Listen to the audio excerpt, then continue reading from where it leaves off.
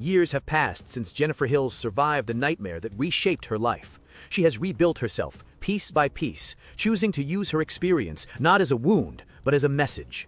Through her book, she confronts trauma head-on, refusing to hide from what happened.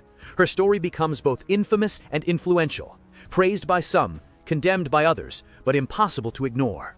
Her daughter, Christy, has grown up knowing her mother's past, not as a rumor, but as a shadow that lingers over everything. The two share a complicated bond, deep love intertwined with the weight of pain that never fully leaves. Christy admires her mother's strength, but she also fears the legacy of violence that still circles their family.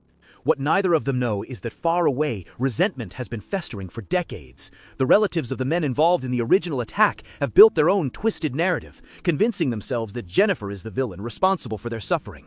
The truth doesn't matter to them anymore. They've turned grief into hatred, and hatred into a mission. Their plan unfolds quietly at first. An unexpected encounter, a familiar name, a strange presence lurking too close. Then, in one brutal shift, Jennifer and Christy are pulled out of their safe world and dragged into the very nightmare Jennifer thought she had escaped forever. The captors aren't driven by impulse. They are driven by ideology, revenge, and a warped sense of justice. Their cruelty is colder, more calculated, rooted in years of rehearsed fantasy about how to correct Jennifer's actions. For Jennifer, the pain is familiar, not because she's weak, but because she knows exactly what it means to be stripped of control by people who believe they own the right to your suffering. But she isn't the same woman she once was. She is older now, more experienced, and her strength runs deeper than pure survival instinct. Even when she's pushed to the edge, Jennifer remains defiant. She watches, waits, analyzes, knowing that her best weapon is her mind, the same mind that once helped her endure the impossible. Christy's journey, however, is new. She has never been forced into the darkness her mother survived. But when she's separated from Jennifer, she quickly learns that fear can shape a person just as powerfully as courage. Her fight isn't just for survival. It's for her mother, for the life they built together, and for her own identity, free from the violence passed down through stories. The captivity becomes a psychological battlefield. Jennifer and Christy cling to hope, not through optimism, but through the unbreakable force of their bond.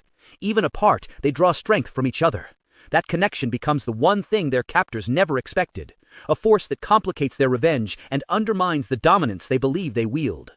As cracks begin to form in the captors' unity, Jennifer and Christy seize every opportunity to push back.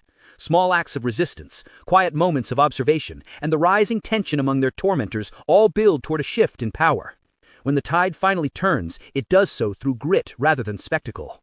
Their escape is not triumphant, it's desperate, raw, and fueled by the overwhelming instinct to reclaim their lives.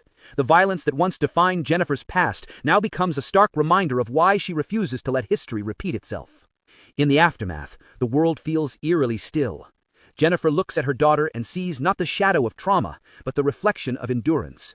Christy, shaken but unbroken, realizes she carries not a legacy of violence, but a legacy of survival. The story closes in solemn silence. No victory speeches, no celebration, just two women walking away from the wreckage of hatred they never asked for, bound by an unspoken promise that the cycle ends with them.